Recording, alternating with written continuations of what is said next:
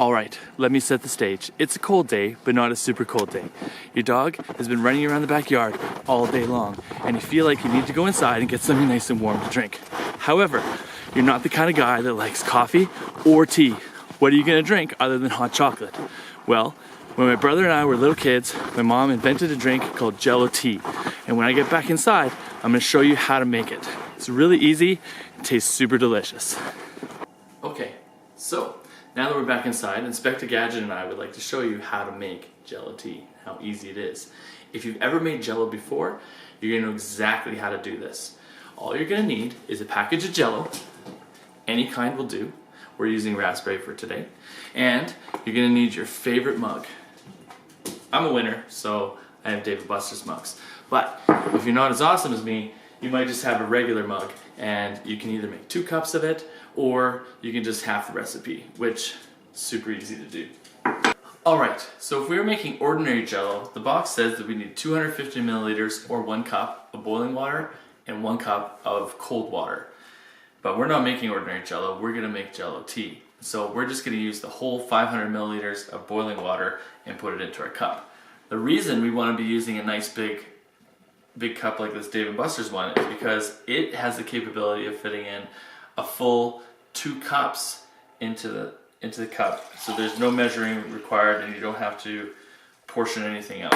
So that's why I prefer this, but if you are using a smaller cup, you can just half everything and put half the package in or whatever. Alright, so what we need to do is we just need to turn on our burner, set our water to boil. So we'll let that sit there, and while we're waiting for our water to boil, we can take our cup and the Jello powder and just open up the box. And like I said, because we're putting in the full 500 milliliters into the cup, I'm just going to pour the contents of the entire Jello package in there. So I don't have to fuss with measuring or anything. And now we're just going to wait for our water to heat up.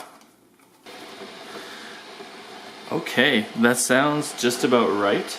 So we're going to turn our burner off and we're going to take our water out and we're going to pour it into the cup, and you will get an effervescent, bubbly red mixture.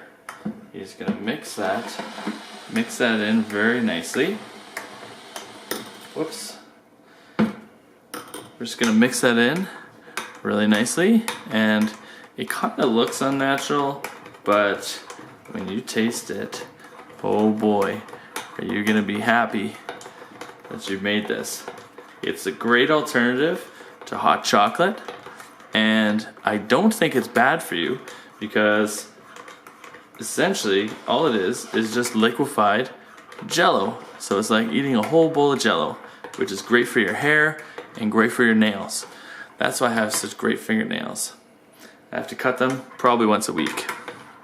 So all you have to do, make sure it's all stirred in, let it sit till it reaches the temperature that you want to drink it at, so it's not going to burn your lips, and enjoy. Super easy, super great. We'll see you next time.